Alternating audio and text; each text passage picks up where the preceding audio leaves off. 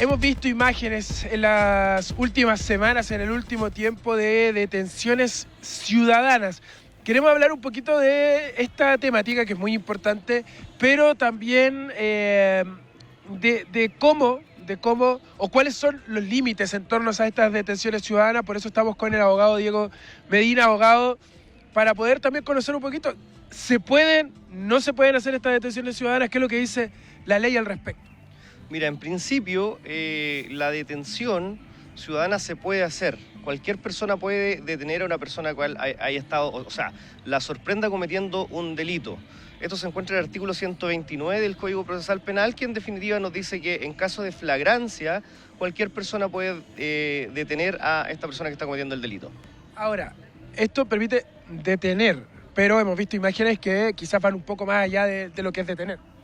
Claro, mira, en definitiva, la obligación que tiene cada persona que realice esta detención en caso de flagrancia es de conducirle inmediatamente a la autoridad policial correspondiente.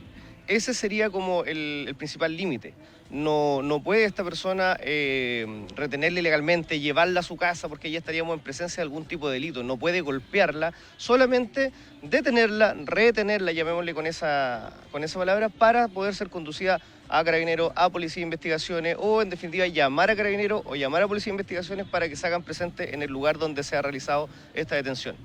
O sea, ese es el límite en definitiva para poder hacer una detención ciudadana, el retener a la persona y una vez que llegue la policía, entregarla. Ahora, ¿cuándo lo puedo hacer? ¿O bajo qué delitos? Mira, frente a cualquier delito, siempre y cuando sea un delito que se esté cometiendo, o sea, que tenga la calidad de delito en flagrancia. A ese respecto, el artículo 130 del Código Procesal Penal establece cuáles son los casos de flagrancia. Dentro de ellos encontramos a la persona que actualmente se encontrare cometiendo un delito, aquella persona que acabare de cometerlo. Te pongo un ejemplo, Carlos. Nosotros estamos acá en la entrevista y vemos que hay una persona que está intimidando a otra con un cuchillo. Es una persona que se encuentra cometiendo el delito. Nosotros podemos llegar y detenerlo. Si vemos a una persona que hurtó, ¿no es cierto?, o sacó una cartera o robó algún collar de alguna persona y arranca y lo pillaba en una esquina distinta, también estaría facultada cualquier persona para poder realizar esta detención. Ahora, si por ejemplo sé de una persona que hizo o cometió el delito varias horas antes o un día antes, ahí ya no me protege la ley. Claro, exactamente.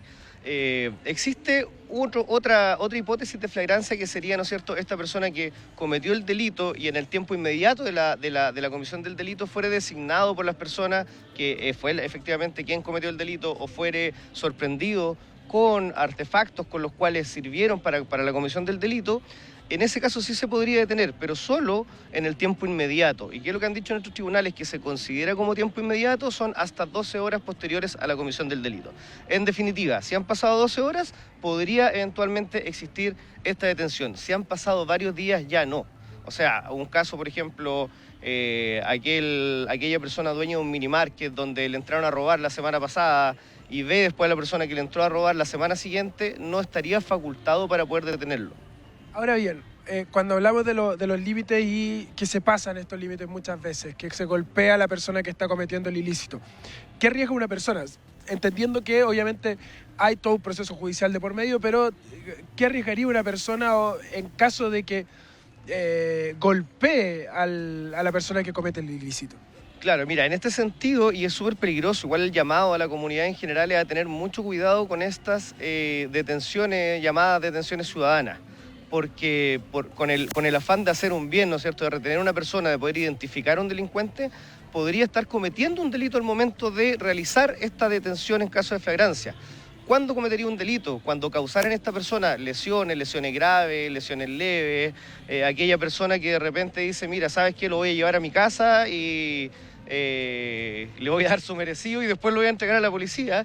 Ahí estaríamos en un concurso de varios delitos en sí, y ahí es donde hay que tener mucho cuidado, porque si nosotros hablamos de lesiones leves, de lesiones graves o de secuestro, o sea, estaría arriesgando desde 5 años de cárcel hasta 15 años de cárcel.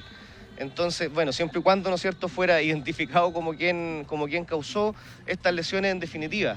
Por eso yo creo que el llamado en general a la comunidad es apegarse un poquitito a la ley y en definitiva tener claro de que solamente la ley lo autoriza a retenerlo, no a hacer tratos vejatorios, no a desnudarlo, no a amarrarlo a un poste como hemos visto, ¿no es cierto?, en algunos videos virales, sino que solamente a detenerlo y entregarlo en el tiempo inmediato a la autoridad policial correspondiente. En definitiva son las autoridades pertinentes para poder seguir, ¿cierto?, el conducto regular, en este caso, que es una detención como lo es Carabineros o la Policía de Investigación. Exactamente, bueno, posterior a que llegue Carabinero ahí va a pasar posteriormente a un control de detención, probablemente una formalización y va a quedar citado o con alguna medida cautelar más gravosa, ¿no es cierto?, para poder continuar adelante con el proceso judicial.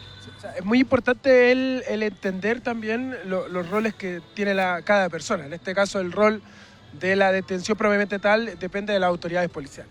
Exactamente, ellos son los que tienen que colocar a esta persona a disposición de los tribunales de justicia. Ahora, es delgada la línea en pasar de ser víctima a victimario legalmente hablando, lo pregunto. Sí, exactamente. Mira, generalmente este tipo de delitos cuando tienen la calidad de flagrante, sube la adrenalina, suben las revoluciones de cada persona, tanto del delincuente como de quienes quieren realizar esta detención, y eso nos lleva un poquitito, ¿no es cierto?, a salirnos de los cabales o a querer tomar ciertas represalias contra el delincuente, y por supuesto que el delincuente también va a hacer todo lo posible por liberarse de esta detención. Entonces ahí es donde está la delgada línea y hay que tener mucho cuidado en no pasar de víctima a victimario, como bien dices tú, Carlos.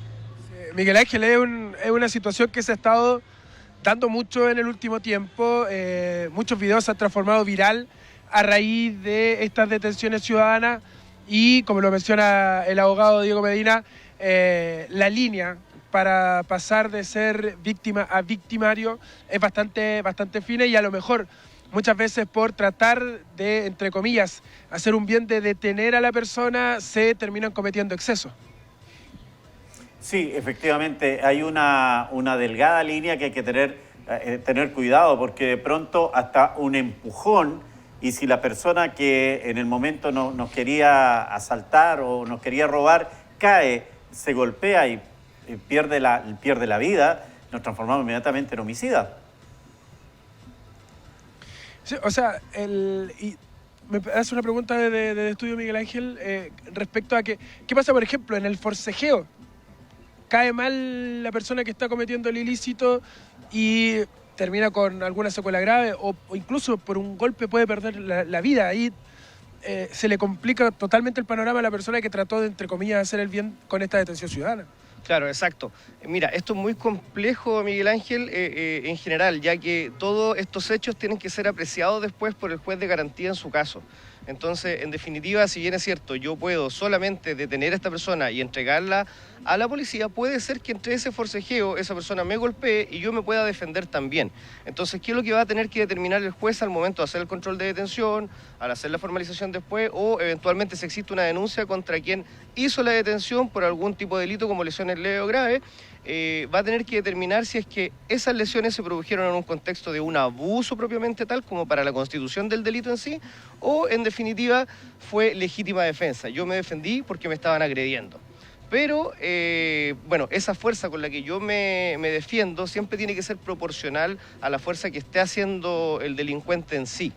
Quiero que se entienda bien eso. Entonces, pero en definitiva va a ser el juez de la causa quien va a tener que determinar si es que hubo exceso de fuerza, si es que realmente fue legítima defensa, si yo me defendí con los medios proporcionales con los cuales estaba siendo atacado.